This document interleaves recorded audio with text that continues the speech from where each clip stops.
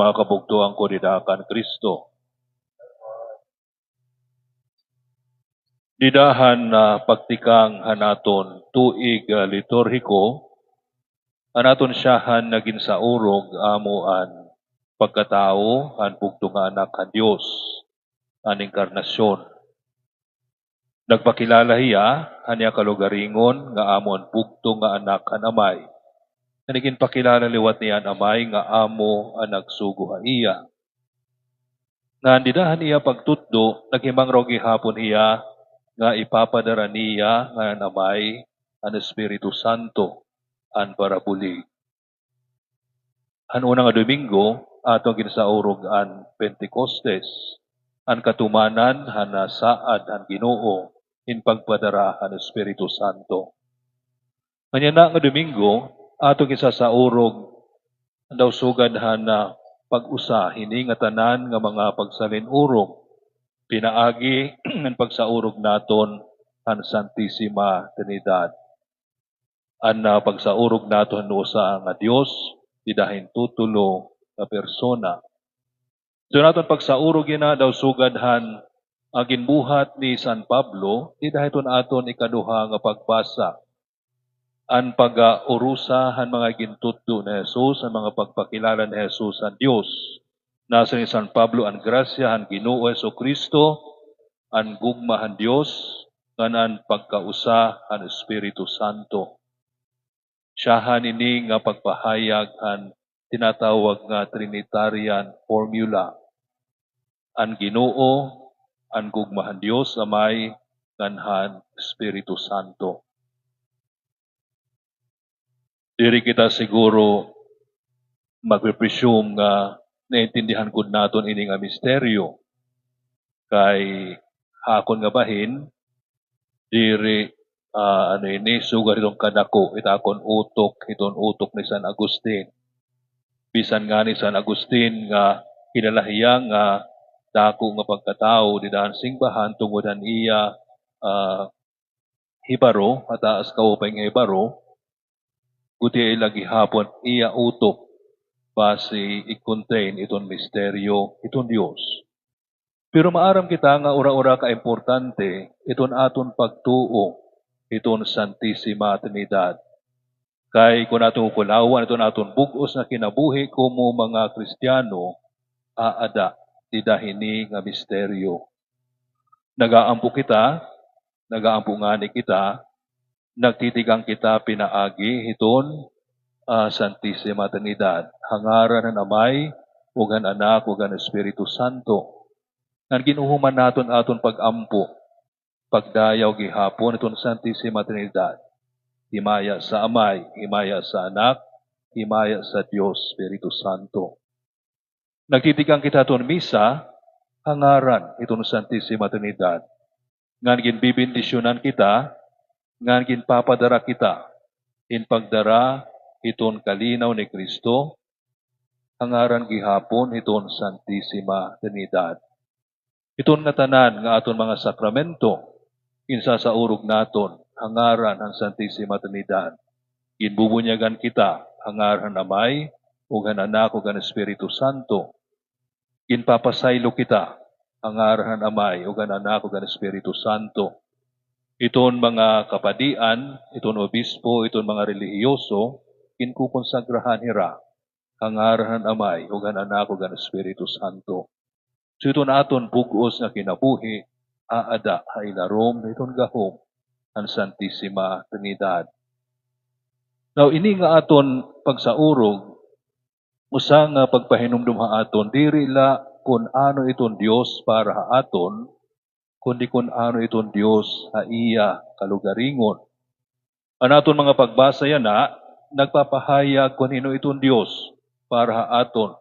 Yun aton siya nga pagbasa, nagpapakilala ang Dios kan Moises, nga iya amo ang Ginoo nga tugob hinkaluoy nganin pagpait.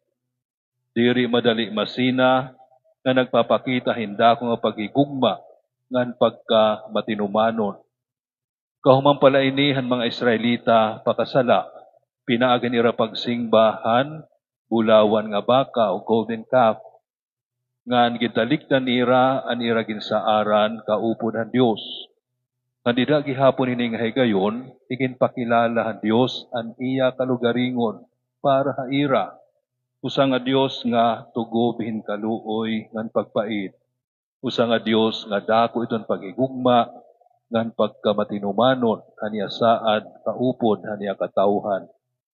So ginpapakilala han Dios aniya kalugaringon para hanya katawhan an Israel. Kanamo liwat itong ginbubuhat naton ebanghelyo. Ginpapahayag han Dios aniya kalugaringon para haaton nga tanan. Sugad ang pagigugma han Dios ang kalibutan nga ginhatag niya aniya bugtong nga anak. So, dinato aton mga pagbasa, iginpapakilala itong Dios in relation iton iya katawhan. Usa nga Dios nga nahigugma, usa nga Dios nga nagahatag niya kalugaringon nga anak, base mataluwas ang tanan.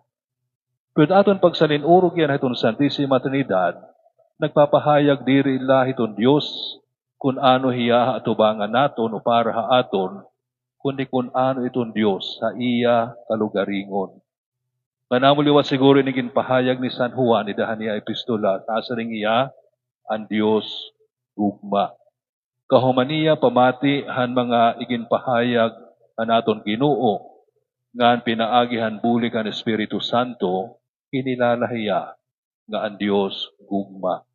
Diri la itong Diyos gugma para aton, kundi gugma hiya haiya kalugaringon. Nga nikikinaon naton ini nga gugma di dahiton tutulong nga persona iton uusa nga Dios. Usa nga komunidad hin pagigugma nga hingpit. Usa nga komunidad nga iton amay nagahatag kanya kalugaringon nga tuhan iya anak. Ngan anak naman na higugma nga iya.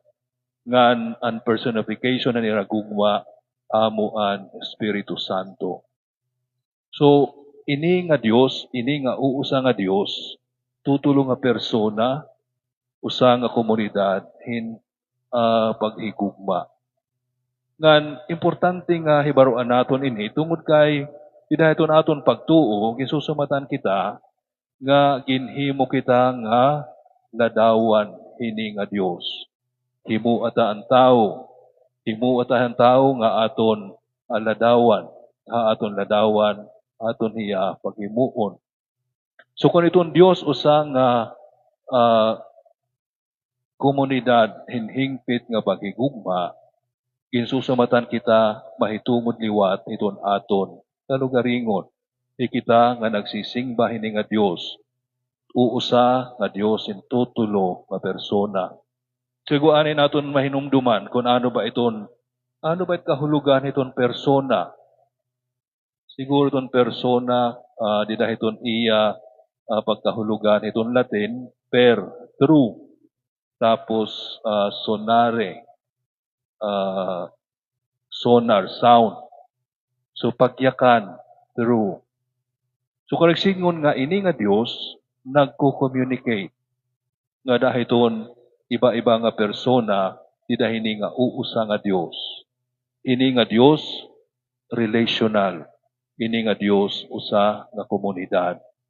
Sanglit ini nga aton pagkilala iya, importante nga upay kay nagpapahayag liwat ini iton aton kalugaringon. Kay ginhimo man kita nga iya ladawan. Pero signon nga iton tao diri niya mayaagian iton iya tinuod nga kinaiya, iton iya tinuod nga kahulugan, idahiton iya pagin makikalugaringon. Diri niya agian iti tinuod nga kinaiya, ito niya tinuod nga pagtubo, idahiton niya paghuna-huna la para hiton iya kalugaringon. Kinahanglan magin abrido hiya nga dahiton iya ikasitao. Kinahanglan magin abrido hiya labi nagon ngadto iton Dios nga haw. Tungod kay iton Dios usa nga komunidad hin mga persona. Iton tao liwat diri makakaagi, iton iya kahingpitan, haiya la kalugaringon, kundi makakaagi hini pinaagi iton pagin abrido niya ngadto iton iba labi nagon ngadto iton Dios. Kan maintindihan naton ini bisan nga ni iton pag siguro pag-obserbar la iton aton natural nga kahimtang. Iton tao, nahihimuya nga tao, di kang hiton konteksto hiton pag-amot hiton duduha nga tao, iton babae nga lalaki. Diri hiya nauulputla din nga kalibutan. Iton tao nagtutubo di daliwat iton konteksto hiton panimalay. Konteksto hiton tao nga nanginginano, nagtitimang no iya. Nga nagtutubo kita, nga naguukoy kita, di dahin usa nga komunidad. Iton aton Kristohan nga pagtua mo gihapon. Nagtitikang kita, pinaagi hiton aton pagkarawat, hiton pagtuo tikang hiton aton mga kag-anak. Tira ito nagigiya ha aton di dahin nga pagtuo. Nagtutubo kita di dahin iton komunidad, iton singbahan, nga ginaar kitahin pag-ukoy hini nga pagtuo, ida nga hini nga komunidad. So diri naton mahibubulag iton atong kalugaringon, iton iba. Nga diri gud naton mahibubulag iton atong kalugaringon, iton Dios. Amo ini iton kinaiya, nga aniha aton tungod kay ginhimo kita maladawan ang Dios.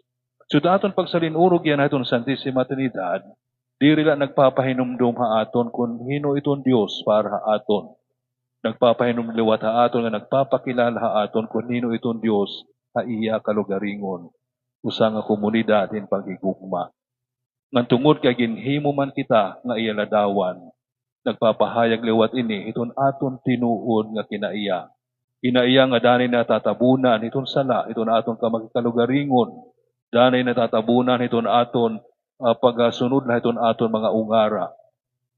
Pero diri ini amo iton aton tinuod na kinaiya. Tungod kay ginhimo man kita nga ladawan iton Dios, ginhimo kita nga abrido unta iton aton ikasitaw nga dahiton Dios. Abrido unta nga dahiton pagigugma nga nagtutubo di dahini nga naabot naton aton kahingpitan pinaagi iton pagbuhat hini. Kay pinaagi ton pagbuhat hini nagiging tinuod kita kaladawan ang Santissima Trinidad. So napapalibutan kita iton misteryo, iton Santissima Trinidad. Siring pa naguukoy kita, dida iton iya, kinaiya, nabubuhi kita, dida iya. Nag-aambo kita, dida iya. Nabubuhi kita, iton nagbutubo kita, dida iya. Ngan pinaagila iton aton pagtalinguha, nga iton iya kinaiya. Amo liwat iton aton pag-ukyan it atong kinabuhi, amula iton paagi na makakaabot kita iton tinuod nga kinaiya iton tao nga ladawan ang Dios, ladawan ini nga hingpit nga paghigugma.